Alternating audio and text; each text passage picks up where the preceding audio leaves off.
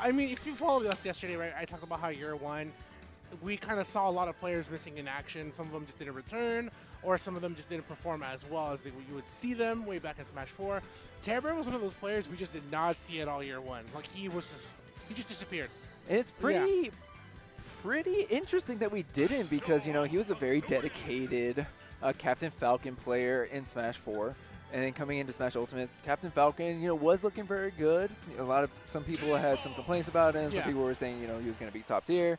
But when it came down to it, you know, Captain Falcon really fell off the radar, and so did Tearbear. But now that Banjo has come out, he's found a character that he really thrives with.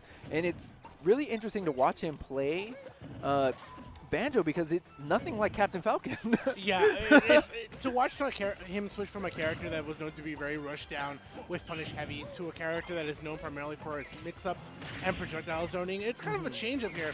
Oh, and Dakpo says, you know, whatever characters you change, you might want to wish you went Captain Falcon here instead. It's true, okay, but, you know, that's really interesting. Dakpo, I don't think he has a lot of experience against Banjo, but I mean, like, honestly, who does? But it's kind of one of those things like matchup experience, right? How many Banjos out there out in the world, or how many people actually use this character? Who does Dakpo have to practice to all the way in Vegas, or even Texas when he goes back? So it's kind of one of those things that Tearbear seems to benefit a lot from. It's just the matchup and experience his opponent has towards himself, and also his ability to play Banjo the way he plays Banjo. And of course, you know, we can see Dakpo is playing very patient right now. He's in fact continuing to ledge trap Tearbear over and over. Tearbear is having a lot of difficulty just getting away from these ledge. Okay, rapid jab starting from behind Tearbear, very interesting. His hitbox is a little wanky right there. That was really good from Dakpo. He immediately just jumped out of shield, came way back around, and wanted to punish Tearbear for being stuck on the rapid jab. Okay, so one thing I like to talk about, especially with in specific matchups, is resource management. Now, one thing that Dakpo is really going to want to pay attention to, especially from Tearbear, is the amount of Wonder Wings he has access to. Now, he already used one Wonder Wing, which means he's going to have access to 4 more of them. There's a second one, so only 3 more. It's going to reset once Tearbear loses a stock, or at the moment, you know, that Wonder Wing, that's really the game changer.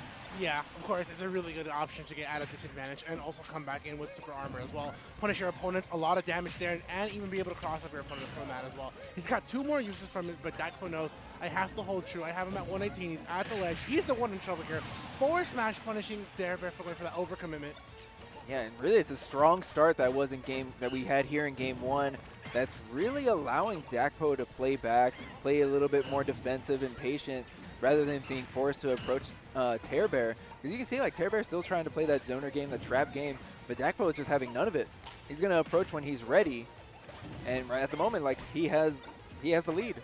Yeah. Nice. He immediately escapes from that situation using the barrels. Really good at pretty much situational advantage that Dakpo saw. Okay, hold up. If I'm going to be sent into a tech situation, he might actually try to punish me for that with Wonder Wing, so I have to get away. Dakpo immediately sees the Tearbears at the ledge. He's trying to finish this off with game 1 as fast as possible. And did you see that? So Tearbear had Dakpo in the left side of the stage, and he hit him with 2 up airs, expecting Dakpo to directional air dodge towards the ledge and then put out a grenade just to stop that option.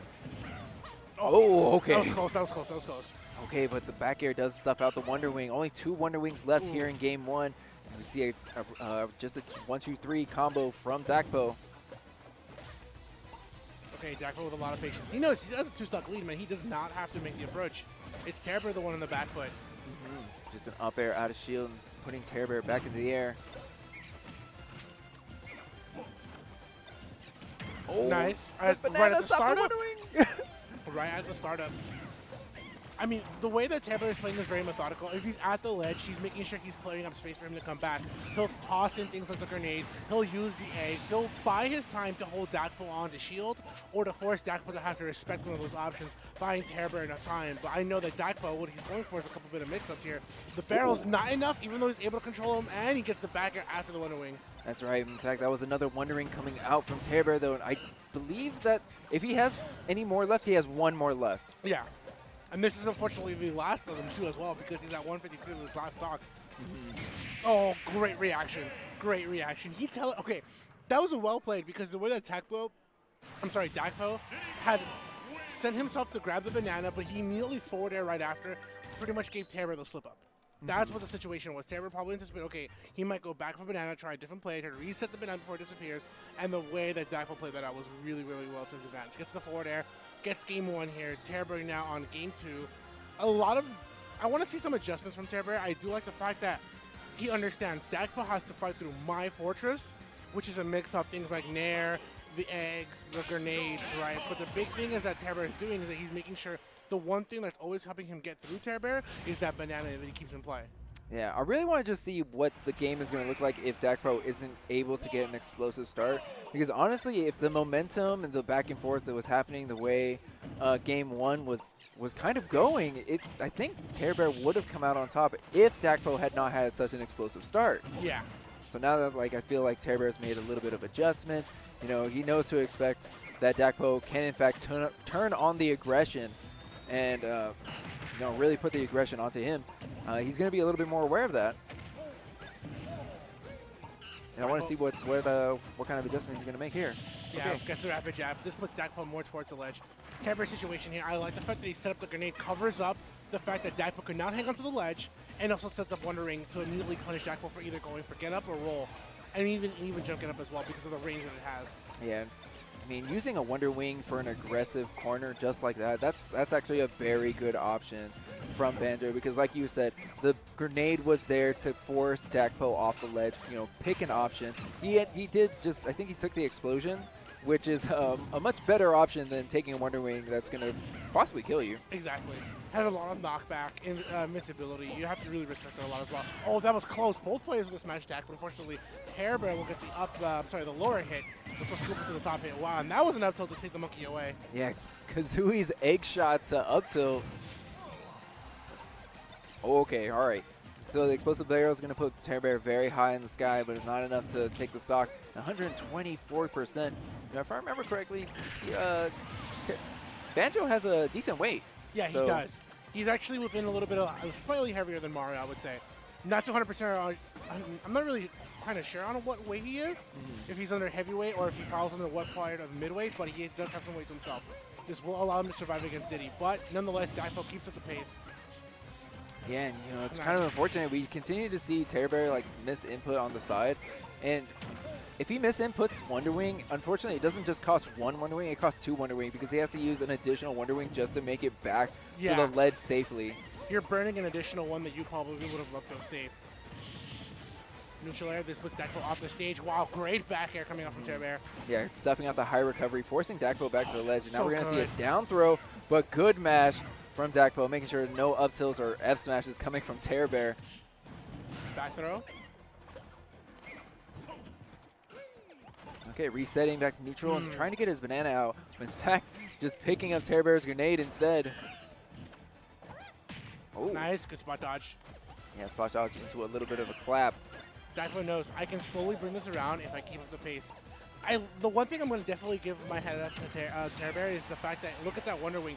He knows that if he's going to be in the air-to-air with Dakpo, stopping Dakpo from being in the air is one of his missions too as well, because he uses that Wonder Wing in the air a lot. But Dakpo slowly understands, okay, there's several situations where I see Dakpo just hold the shield and then punish Tearbear. Okay, well, catching the recovery, or the defensive option from Tearbear.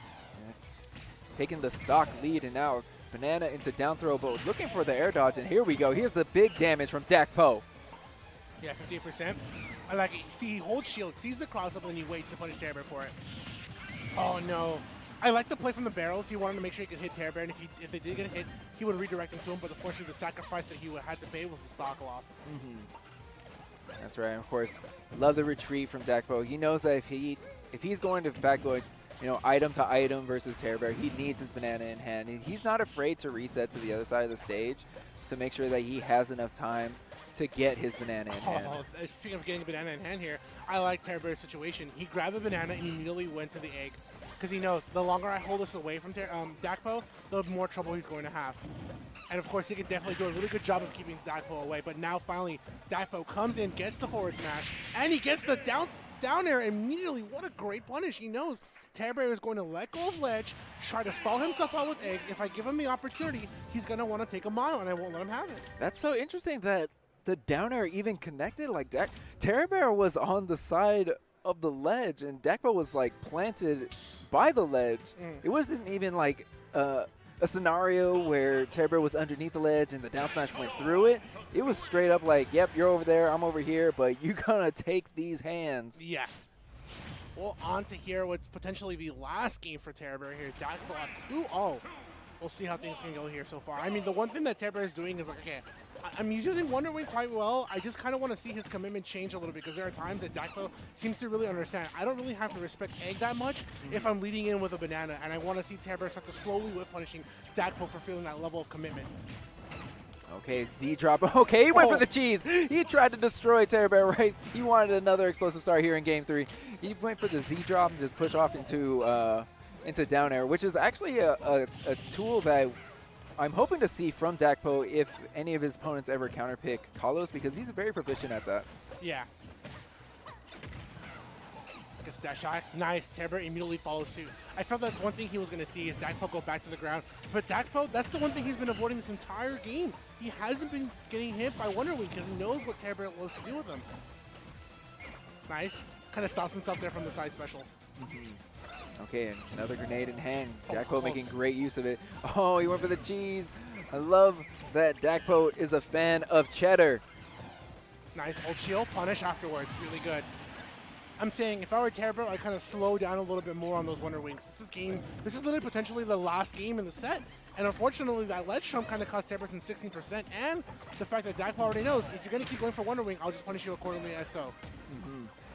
You know, I feel like Tearbear is just really trying to look for a roll or maybe a defensive habit that we haven't picked up on, and Dakpo's just not falling for it. Yeah. Another forward air, but using the second jump to stop the momentum, keeping a hold of the first stock of Game 3. Oh, finally gets the neutral air into the up smash. If Dakpo goes for a roll, there's usually no position where he should go for it. But the one thing I do like that Dakpo does, if he moves with purpose. He uses that side special to close up the gap, making sure that, you know what, if Tearbear is at the ledge, I'm going to keep him there as much as possible. I have Banana to back me up, so if he rolls, he causes himself for a trip, punishes accordingly. Once again with the forward smash, Dakpo has pretty much shut down any of Tearbear's momentum. I know, even the F smash to punish a Wonder Wing too. You know, not only was that a hard punish, but this is supposed to be like your safest move, and I punished it. Okay, and that's only going to give Tearbear access to one more Wonder Wing for his second stock. I mean, you can see he's playing very evasive right now. He's looking for his projectile conversion, maybe just trying to rack up a little bit more damage. Only being at 22%, Tearbear's got a lot of work to do. Look at that. Tearbear is not afraid to give up stage control. He knows that these projectiles, you know, they go about half stage.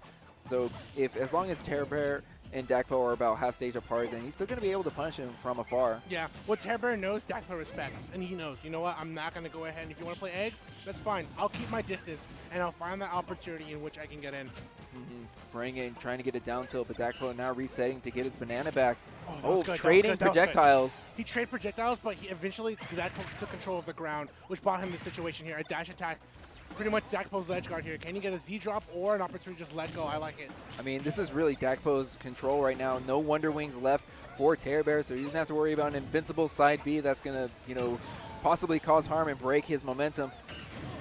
And there's the back air to punish the grenade, resetting all the Wonder Wings from Tearbear, but also putting him on what could possibly be his last stock here in winter semis. Charging that up smash. I don't know what you're going for, Tearbear, but Dakpo is going to get a slight punch with just an S smash. Okay, retreating to his banana, and now Dakpo eating the grenade. With banana in hand, Tearbear is going to just retreat to the other side of the stage and really try and play the patient game. I do like the way that Tearbear continues to use the eggs from Kazooie, because he'll go for the lob shots, which are bouncing off the platforms.